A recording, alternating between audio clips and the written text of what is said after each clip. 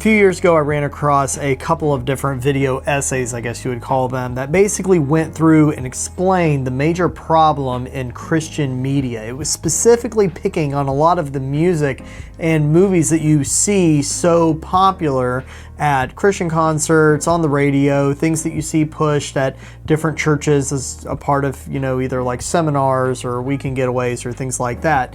And it made a very interesting point. It basically said, if you think about it, we serve a God that is infinitely creative. I mean, everything you possibly imagine and things you have not yet imagined are things that were built by the Creator. God was, in fact, infinitely creative. And if that is the case, and if we are individuals who believe that we exist to reflect the nature of this infinite God, then how come so much of our media and our art are things that seem like they're so produced, or they seem so formulaic? Bluntly, they seem very non-creative. And it's a really good point, and it's something that you could go through and do entire sermons about. But today I want to kind of appropriate that concept a little bit to talk about something else, and that is our concept of joy as Christians. If I take that same concept that individual was bringing up in those series of essays and I apply it to our idea of joy, then it would sound something like this. If we as Christians profess to proclaim something that is called the good news, and we talk about the goodness of God, and we talk about how much God has done for us and that He has saved us, then how come so much of our expressions of this religion are things that are somber, are things that seem almost depressed? How come there almost seems to be an amount of shame that some people want to levy on people who want to express joy in their relationship with Christ? That may sound a little bit funny, and I know not everybody is that way. I mean, there's certainly a lot of churches that maybe go too far the other direction, where they almost explicitly look at God and Jesus as these concepts to be talked about with gumdrops and rainbows as if nothing bad ever happens. And that's really not helpful, but there is something to how you look at Christianity and how it treats the concept of joy. When we look in the Bible at the concept of joy, it's something that is very, very deep, and it's something that is actually very important to our relationship with God. If you understand who God is in your life, and you understand what God has done, not just for you, but for countless individuals throughout all of human history and people who are yet to come, then you have to look at that and understand there's certainly an amount of joy associated with that. I mean, it's the good news that God sent His Son to earth to die on a cross so that He could be reconciled as the Creator back with us. That is good news. That is something that should make us immensely joyful. And yet, when we sing about joy, we sing about joy in solemn psalms, and in hymns, and, we'll sit here and have these, testimonies where we talk about the joy we have, but it's almost said with this kind of inkling of sadness, and it just seems so odd. Well, the first place I go to when I think about joy is maybe a little bit of an odd place, but a place that I have frequently gone in a lot of my sermons, which is I go to Ecclesiastes. If I want to learn about the human condition, I go to Ecclesiastes because that is what it is about. And Solomon has kind of an interesting take on joy that maybe doesn't sound so happy. He basically says this: life is terrible, and then one day you get to die.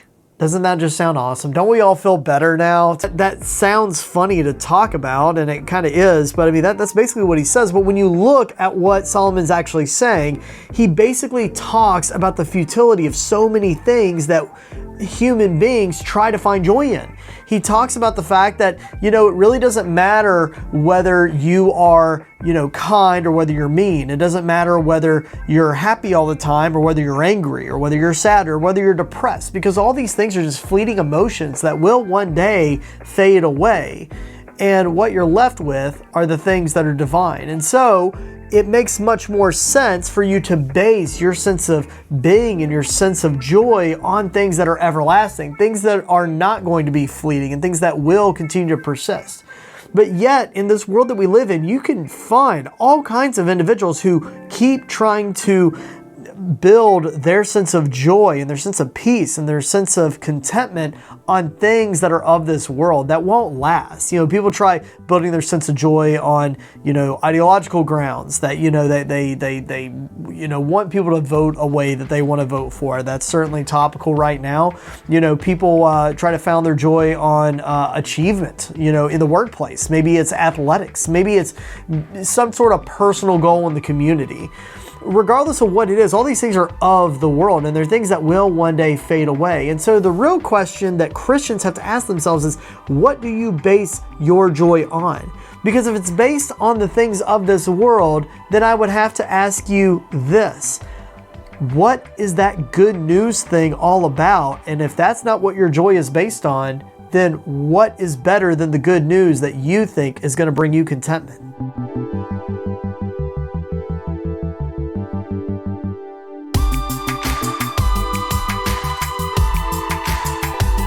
Now, it's been a little bit funny bringing up Solomon, but I do think it is kind of cathartic, because after all, whenever we want to talk about joy, you're going to get one of a couple different versions of this lesson. You're either going to get people who talk about the fact that, joy is not just an emotional response. Joy is based on something that's so much deeper, and so then they almost discount the emotional side of things.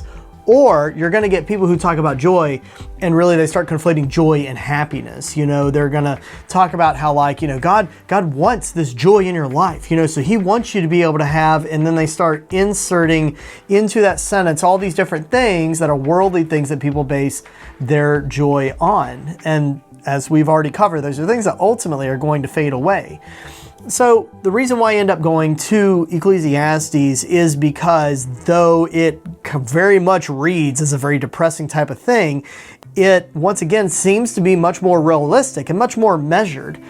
So that being said, now that we've kind of talked about the fact that it is important for your joy to be based on things that are not of this world and are not just kind of surface level emotions, it also becomes important to talk about how you sustain that level of joy. And when you talk about sustaining joy, Paul is absolutely a relevant individual to talk about. And no, I'm not talking about Paul Sodergren, even though, Paul, you're a very joyous individual, and I appreciate it. No, I'm talking about Paul in the Bible, and where you end up seeing him constantly going in and out, in and out, in and out of the prison system, or living in captivity, effectively under house arrest in Rome for a while. And you see him, going through these different periods of his life where there were, great highs and tremendous lows. And yet throughout that whole thing, he seems to have sustained this degree of joy in his writings. Now, it's not to say he was always happy-go-lucky. There's a reason why there's something of a meme that pops up every now and then online, and at least in kind of Christian memeing circles, where you have, people noting how screwed up a lot of people try to express their faith and their religion following Jesus Christ, and then somebody will usually say, it's about time that Paul writes another letter. Because, a lot of Paul's letters were pretty harsh. And in fact, Paul even addresses that in his second letter to the Corinthians. See, in this first letter to the Corinthians, Paul was not happy. He was still joyful, but he was not happy with a lot of what he saw. And so he wrote this letter. And what we end up seeing is that as a result of that correspondence, the people in Corinth were actually very much grieved by this letter. If you think about it, this individual that they respected so highly wrote them a letter. Something that, would be much more cherished than, kind of any piece of junk mail that we got today. And yet when they got this, it wasn't seeing Paul, somebody that, they looked up to, saying, great job, I'm really looking, really admiring what you're doing. Instead, it was Paul that was just letting them have it. And so they were very much grieved about this. Well, they repented and they very much reformed their way. And that's when we end up getting the second letter to the Corinthians. And in the second letter, they still weren't doing everything right, but they had very much moved towards trying to, reconcile themselves towards what Paul was telling them they needed to do. And what you end up seeing is something that you'll cover in your small groups here in a second, which is Paul talking about the amount of joy that he ends up experiencing as a result of seeing these other brothers and sisters serving God and being diligent in what they're doing. You also see Paul talk about the fact that he experienced great joy in a moment of great sadness when he ends up interacting with one of his good friends and colleagues, Titus. So what you can see in here is you can see Paul having his joy sustained through these negative experiences. But if you look in each one of these instances, what you'll notice is something interesting. His joy is not coming as a result of something that he wants. It's not coming because of something that he wills. Instead, it's coming because Paul understands that he exists for a purpose, that he is made a new creation in Jesus Christ, and that as a new creation, he is living for a new calling and a new purpose. And so when he sees other things that are also serving that same God, that are also loving that same God, and that are also pursuing a relationship with that same God, that brings him joy. It's a joy that's not based on what he selfishly wants, but instead is a joy that has a heavenly perspective and wants what God wants.